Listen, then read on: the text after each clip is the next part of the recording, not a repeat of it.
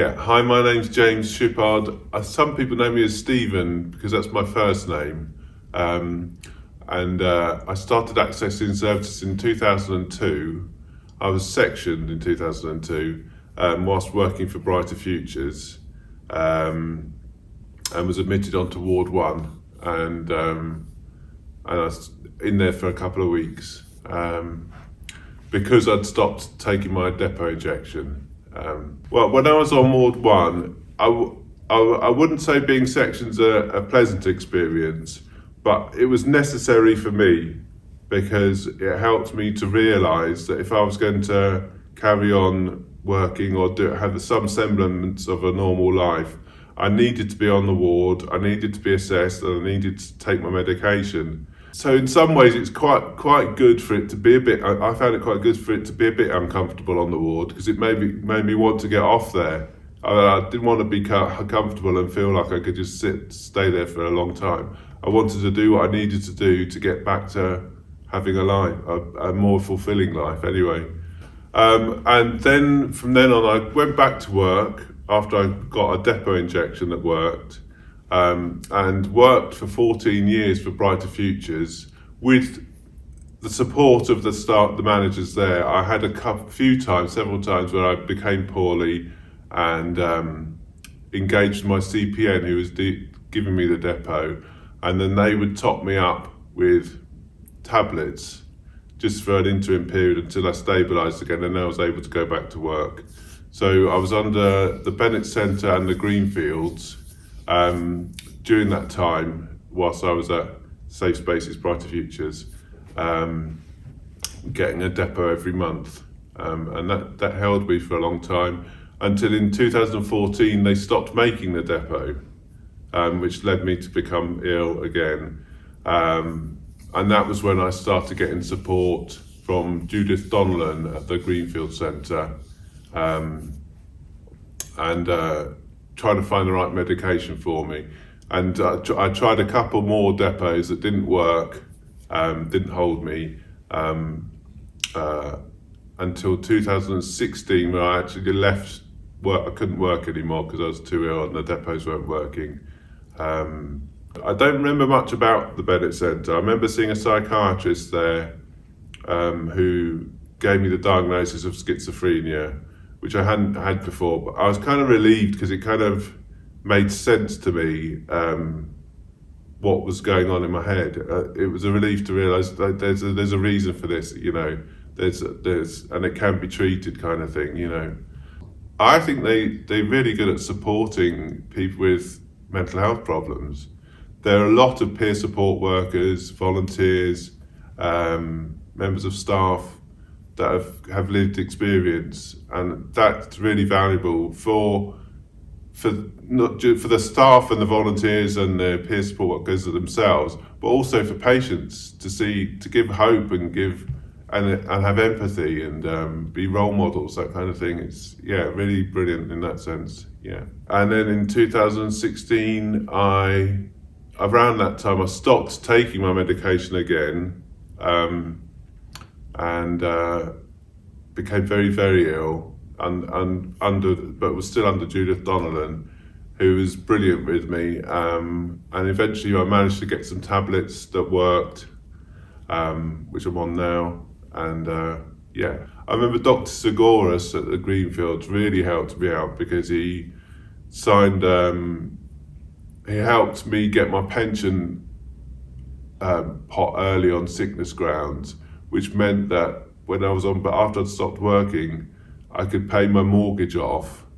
If I hadn't, I would have had to sell my flat and I would have been in rented accommodation because benefits don't pay your mortgage. So, and he was really, really lovely. Doing that.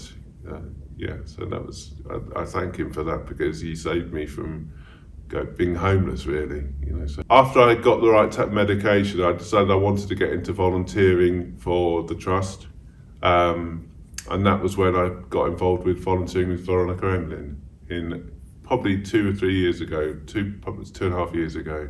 I started out doing some place inspections and observe and act inspections at the Harplands, and then did I've done quite a lot of interview panels, interviewing people from all levels of work in combined. I also helped to develop training for reviewing officers with Kevin Daly. About 6 months ago, I started volunteering as a patient safety partner on Ward 2, which has been brilliant. I've loved it.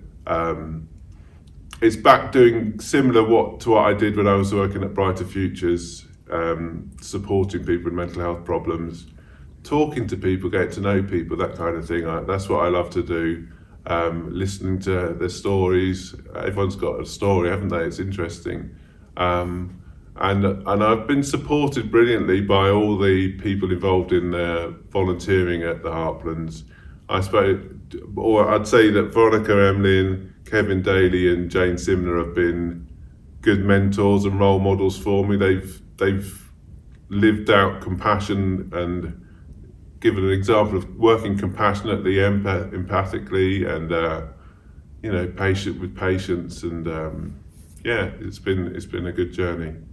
To be doing something positive, really, also to be giving something back, and I felt like my experience of my illness perhaps I could be of some benefit to someone else who's going through a similar kind of thing, And is there anything you think combined could do better at?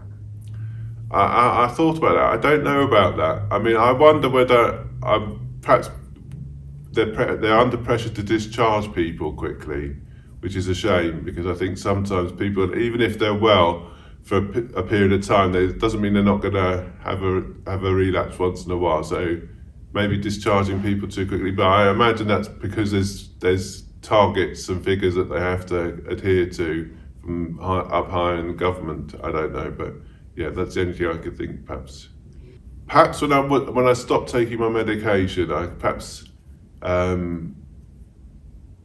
wonder whether I could have been visited or something like that. But in all honesty, if I had, I wouldn't have engaged with them anyway. I think it has to come from me to get to the stage where I realise, actually, I know I'm ill. It's getting uncomfortable now. I need to get something sorted. Also, once I think after I'd left work and I was trying these new depots out, Judith Donlan got me some psychology sessions, which I think are good. My sister recommended them. She said she's a doctor, but in Nottingham, and she thought I should try and press to get some psychology. And I mentioned this to Judith. She said, "Okay, we'll see what we're going to." And I did some sessions where we worked on what are my coping strategies, what has worked for me in the past, what do I need to look out for if I'm becoming poorly, what to do to stop me getting worse, or things like this, practical things to work and have it written down so that you can kind of look at it and think, actually, these have worked. Yeah, I remember this now, and this, or perhaps I need to think about doing this. So that was positive, and I'd recommend that for. I imagine psychologists. I think it was an assistant psychologist, but I imagine they run off their feet. But that was a positive experience as well. I'd say get into the services if you're feeling poorly, because sometimes you just need some medication or treatment, and people are there to help you. That it's not us and them. We're all on the same side, and the professionals are here to help. And then if you want, when you're feeling a bit better, get involved in volunteering. It's great. There's some brilliant opportunities at Combined, and it gives me a sense of self-esteem and purpose and giving something back. So yeah, get involved with volunteering, and don't be afraid to take medication either, because sometimes it may have some dodgy side effects to start with, but it soon settles down. If you get onto the right medication, and it can be a great help.